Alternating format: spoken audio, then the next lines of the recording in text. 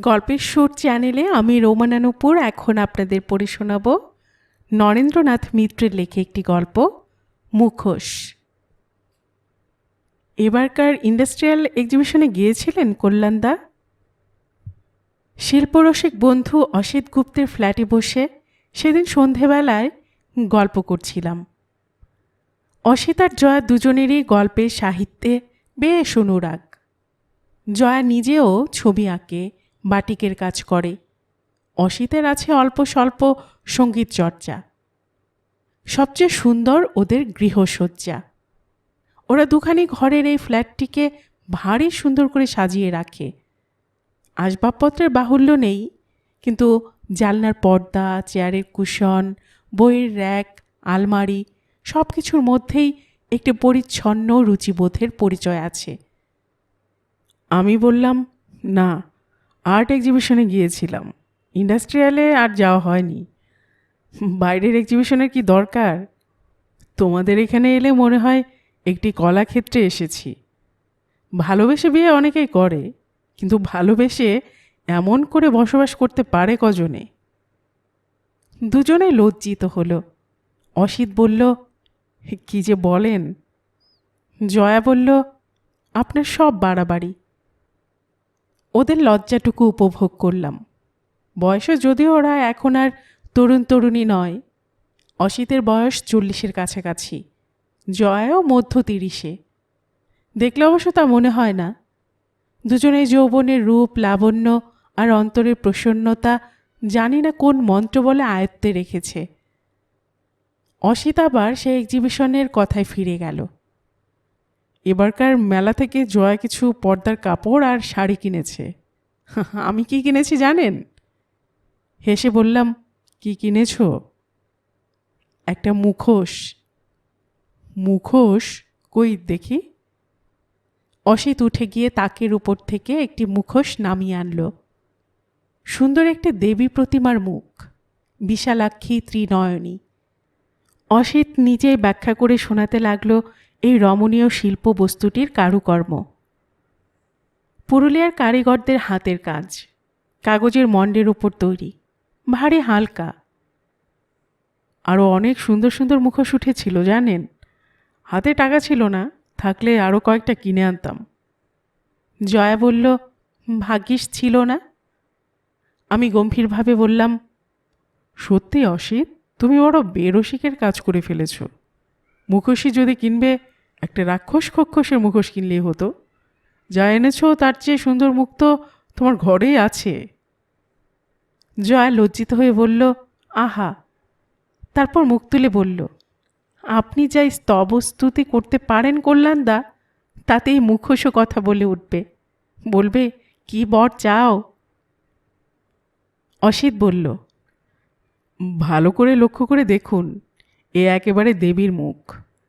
এখানকার কুমোররা যে দেবী মূর্তি গড়ে তাতে দেবত্ব কম। এই ধরনের মূর্তি গড়ত আমাদের গায়ের কুমোররা, ছেলেবেলায় দেখেছি। অসিত আরও কি বলতে যাচ্ছিল, বাইরে কলিং বেল বেজে উঠল। অসিত তাড়াতাড়ি মুখোশটা সেন্টার টেবিলের উপর রেখে দোরের কাছে এগিয়ে গেল। দোর খুলে নিয়ে বলল, আরে আসুন আসুন শ্রীমন্তদা, কি ভাগ্য, এবার কিন্তু আপনি অনেকদিন বাদে এলেন। একটু আগে অসিত আমাকেও ঠিক এইভাবেই অভ্যর্থনা করে ঘরে ডেকে নিয়েছিল। এবার ওর পেছনে পেছনে এক ভদ্রলোক ঢুকলেন। কালো, লম্বা, ছিপছিপে চেহারা। ঠিক বয়স আন্দাজ করা শক্ত। 45 থেকে 50-এর মধ্যে হবে। বেশবাসের উপর তেমন যেন দৃষ্টি নেই। ধুতি পাঞ্জাবি আধ ময়লা।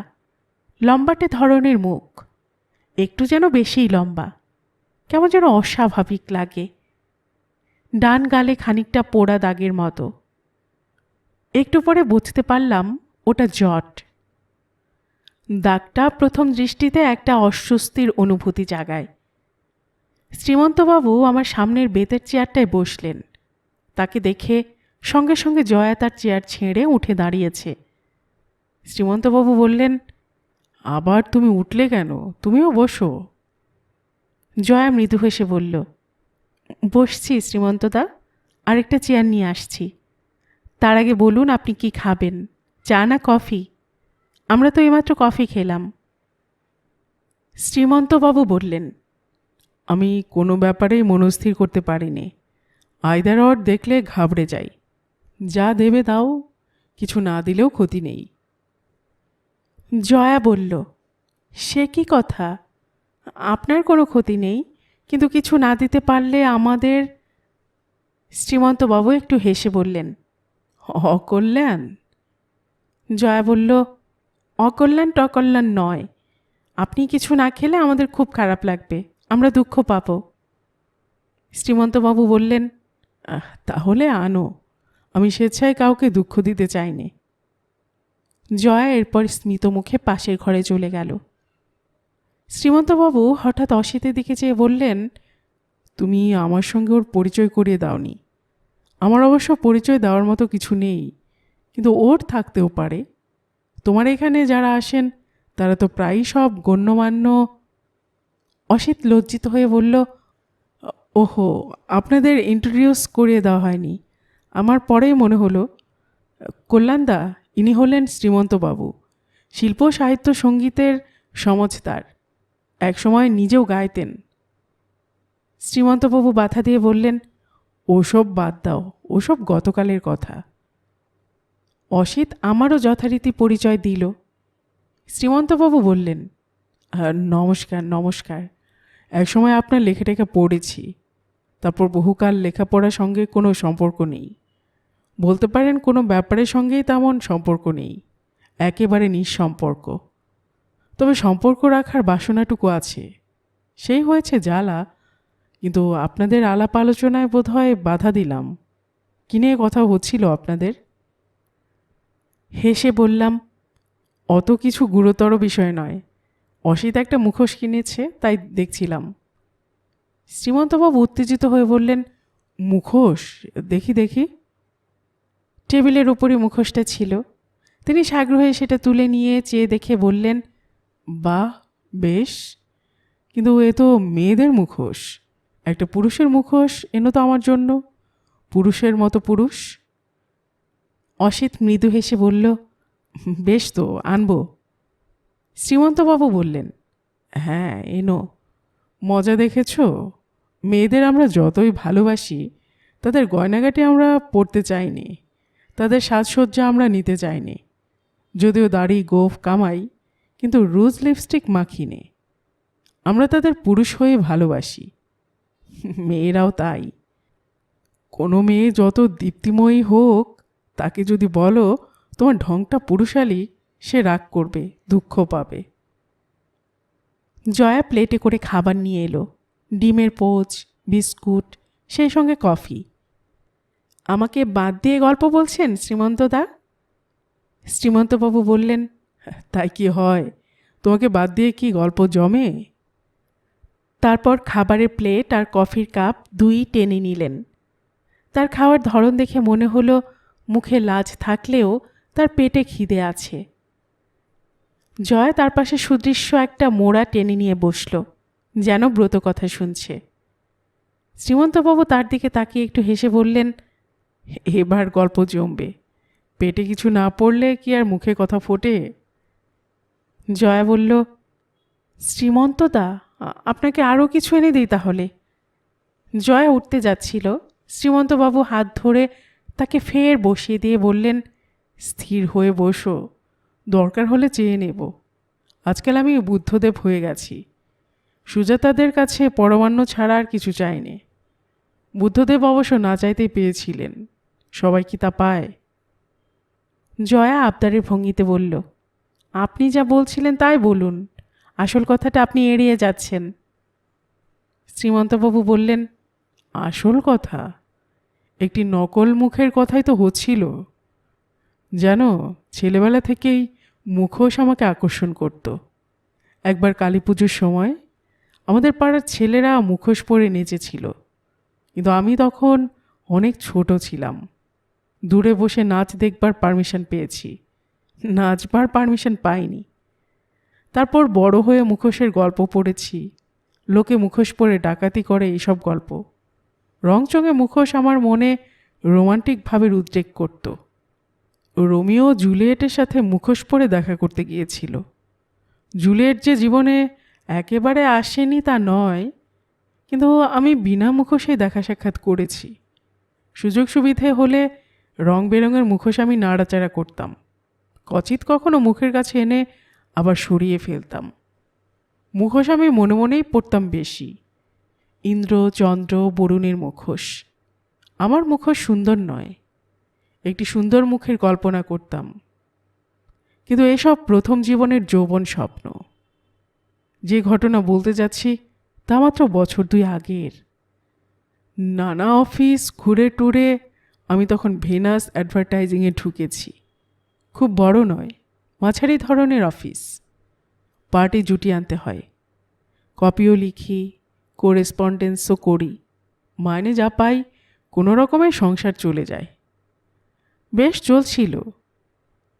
সেদিন নিউ ইন্ডিয়া এন্টারপ্রাইজার্সের অফিসে গিয়ে ধাক্কা খেলাম পরীক্ষিত সেনের সঙ্গে। পরীক্ষিত সেখানকার পাবলিসিটি অফিসার, অনেক দিনে জানাশোনা। এক সময় রাত জেগে গান বাজনা শুনেছি, কিন্তু আজ একেবারে কথাটি বলল না। আমি হাসলাম, সে হাসল না।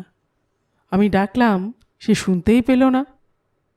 শুনেছি তার পদোন্নতি হয়েছে, মোটা মাইনের কাজ করে, কিন্তু তার জন্য এমন তো হওয়ার কথা নয়। ভাবলাম হয়তো কাজে ব্যস্ত আছে, হয়তো স্ত্রীর সঙ্গে ঝগড়াঝাটি করে বেরিয়েছে, তাই মন খারাপ। পরীক্ষা করবার জন্য আরেকদিন গেলাম, একই অবস্থা। আরও একদিন গেলাম, একই অবস্থা। বুঝতে পারলাম পরীক্ষিত আর আমাকে কোনোদিনই চিনতে পারবে না। ক্রমে রোগটা আমার পরিচিত মহলে ছড়িয়ে পড়তে লাগলো। গান বাজনার আসরে গিয়ে দেখি অনেকেই চিনতে পারে না। অফিসে যার সঙ্গে বসে কাজ করি সে ফ্যাল ফ্যাল করে আমার দিকে তাকিয়ে থাকে। বুঝতে পারি সে আমাকে চিনতে পারছে না। পাড়ায় যাদের সঙ্গে রোজ সকালে বাজার করি তারা গা ঘেঁষে চলে গেলেও কথা বলে না। যত দিন যায় তত আমার অচেনা লোকের সংখ্যা বাড়ে। মানে আমার অচেনা নয়, আমি তাদের বেশ চিনি, কিন্তু তারা আর আমাকে চিনতে পারেন না। আমি অবাক হয়ে ভাবতে লাগলাম ব্যাপারটা কি হতে পারে। আমার বিরুদ্ধে কোনো পুলিশ রিপোর্ট নেই, কোনো পাবলিক স্ক্যান্ডাল করে বসিনি, আমি ইউনিয়ন টিউনিয়ন করি না, কোনো দলাদলের মধ্যে নেই। উপকার করা অবশ্য আমার সাধ্যাতীত, কিন্তু আমি কারো অপকারও করিনি, হয়তো তাও সাধ্যাতীত। কিন্তু যেটুকু আমার সাধ্যের মধ্যে সেটুকু তো করি। পরিচিত কাউকে দেখলে আমি প্রথমে এগিয়ে যাই, মাথা নাড়ি, প্রথমে কথা বলি, সবচেয়ে আগে কুশল সংবাদ জানতে চাই। বিনিময়ে সেটুকু প্রতিদানও কেন পাইনি, আগে পেতাম। অফিস ছুটির পর ট্রাম বাস ধরতে পারিনি, বহুদূর পর্যন্ত হাঁটতে হাঁটতে যাই। সেই জনারণ্যে কেউ আমাকে চেনে না, আমিও হারিয়ে যেতে ভালোবাসি। কিন্তু যাদের আমি চিনি, যারা আমাকে চেনে, তাদের কাছ থেকে তো আমি বিনা কারণে হারাতে চাইনি। বড়বাজারে আমার এক বন্ধু থাকে, তারাচাঁদ পাড়ে। একসঙ্গে কলেজে পড়েছি। কয়েক পুরুষ আগে ইউপিতে বাড়ি ছিল, এখন একদম বাঙালি বনে গেছে। তার ক্রিয়াকলাপ আমার মতে একটু অলৌকিক জগৎ নিয়ে। সে হাত দেখে, কোষ্ঠী তৈরি করে, গ্রহদোষ খণ্ডনের জন্য নানা রকম মাদুলি আর মণিরত্ন দেয়। আমি কোনো দিন ওর ক্লায়েন্ট হইনি, ওর পেশা নিয়ে অল্প স্বল্প হাসি ঠাট্টাই করেছি। বড়বাজারের ছোট্ট গলির মধ্যে ওর অফিস, নিজে বাড়ি করেছে সিআইটি রোডে। কিন্তু ওই ছোট্ট স্যাঁতসেঁতে পুরনো বাড়িটা ছাড়েনি। বাড়িটা নাকি খুব পয়। শোনা যায় ওর অলৌকিক সাধনা ওই ঘরেই ধাপে ধাপে এগিয়ে চলেছে। তারাচাঁদের কাছে আমি মাঝে মাঝে যাই গল্প করার জন্য, গেলে চাটাও খাওয়ায়। সেদিন গিয়ে দেখলাম একেবারে রাজবেশে আছে, গলায় রুদ্রাক্ষের মালা, কপালে রক্তচন্দনের তিলক। 2টি কম বয়সী মেয়ে বোধহয় ভাগ্য গণনায় এসেছিল, তারা সরে গেল। তারাচাঁদ আমাকে দেখে বলল, কি ব্যাপার? ব্যাপারটা বললাম। তারাচাঁদ বলল, সে কি, কেউ তোমাকে চিনতে পারছে না? বললাম, কেউ কেউ পারছে, আবার কেউ কেউ পারছে না। ক্রমে অচেনা সংখ্যা যেভাবে বেড়ে যাচ্ছে, তাতে ইহকালটাই যে পরলোক হয়ে গেল ভাই। তা তো হবেই, তোমরা তো কিছু মানো না। আমি ভাবলাম তারাচাঁদ বুঝি কোনো গ্রহ দোষের কথা বলবে, কোষ্ঠী দেখতে চাইবে, মণিরত্ন ধারণ করার পরামর্শ দেবে, কিন্তু তা কিছু করল না। অপাত্রে রস নিবেদন করারই পাত্র ও নয়। তারাচাঁদ আমার দিকে তাকিয়ে থেকে থেকে বলল, আরে তোমার মুখটা এমন বদলে গেল কী করে? আমি বললাম, বদলাবেই তো, বুড়ো বয়সে সেই কচি কোমল মুখখানার কোথায় পাবো? তারাচাঁদ বলল, আরে না না, সেরকম বদলানো নয়, এই যে মুখের আদল শুদ্ধ বদলে যাচ্ছে, নাক চোখ থুতনির গড়ন একেবারে ভিন্ন রকম। ও আমার থুতনি ধরে মুখখানা উঁচু করে তুলে বলল, সাধিকে ওরা তোমাকে চিনতে পারেনি? সেই দৃষ্টি দেখে, বিশেষ করে ও সেই ছোঁয়ায় আমার গা শিশির করে উঠল। লোকটা বলে কি? তারাচাঁদ বলতে লাগলো, বন্ধু, এই হলো যথার্থ পথ। এমন একটা পার্মানেন্ট মুখোশ যদি দিনরাত পরে থাকতে পারো, তোমাকে কেউ চিনুক আর না চিনুক, তোমার বয়েই যাবে। এই মুখোশের আড়ালে তুমি ডাকাতি করতে পারো আর না পারো, শীত কাটতে পারবে, গাঁট কাটতে পারবে। বললাম, না রে ভাই, আর কোনো কথা কাটাকাটি স্বাদ নেই, যেভাবে আছি এভাবে চলে যেতে পারলেই হলো। নিম গাছের সেই ছায়া ঘেরা, গা ছমছম করা তান্ত্রিকের সেই ডেরা থেকে বেরিয়ে এলাম। হঠাৎ আমার মনে হলো একটা কী যেন ঘটে গেল। ভূমিকম্পে যেমন ভূপ্রকৃতি বদলে যায়, তেমনি আমার মুখটাও ভেতর থেকে বদলে যাচ্ছে। কী যেন একটা ঠেলে বেরিয়ে আসছে। আমি অনুভব করলাম আমার মুখ আর আমার মুখ নেই, অন্য কারো মুখ হয়ে গেছে। নিজের এই ধারণায় আমি নিজেই হাসলাম। তারপর রুমাল দিয়ে মুখখানাকে ভালো করে মুছে ফেললাম। যেতে যেতে তবু আমার মনে হলো 2-3 জন চেনা লোক আমার পাশ দিয়ে চলে গেল। কেউ আমাকে লক্ষ্য করল না। আমার বুকের ভেতরটা ঢিপ ঢিপ করল। সর্বনাশ, আমি আমার আইডেন্টিটি হারিয়ে ফেললাম নাকি?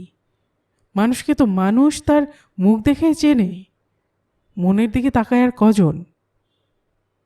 সোজা বাড়িতে চলে গেলাম। কড়া নাড়তেই স্ত্রী এসে দৌড় খুলে দিলেন। আমি তাড়াতাড়ি তাকে জিজ্ঞাসা করলাম, দেখো তো আমাকে চিনতে পারছো কি না? তিনি তেড়ে এলেন, আর জ্বালিও না, তোমাকে সে 16 বছর বয়স থেকে হাড়ে হাড়ে চিনেছি। হাড় মাংস জ্বালা হয়ে গেল। কোথায় ছিলে এত রাত অবধি? কিছু খেটে এসেছো নাকি? আর সেই গালমন্দও মধুর মতো মনে হলো।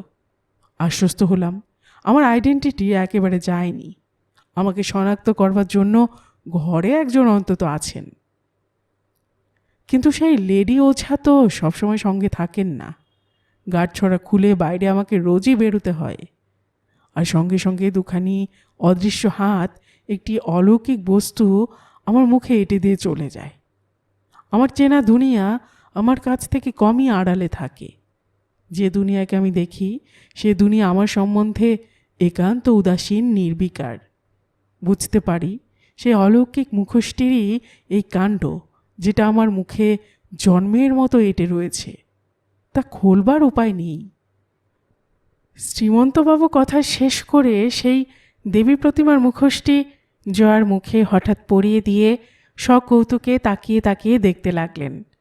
তারপর হেসে বললেন, বাহ, চমৎকার দেখাচ্ছে। এবার আমার জন্য একটি দেবতার মুখোশ কিনে এনো তো অসিত। গল্পের সুর চ্যানেলে এতক্ষণ আপনারা শুনছিলেন নরেন্দ্রনাথ মিত্রের লেখে একটি গল্প, মুখোশ। আর এতক্ষণ গল্প পাঠে আমি আপনাদের সাথে ছিলাম রোমানা নুপুর।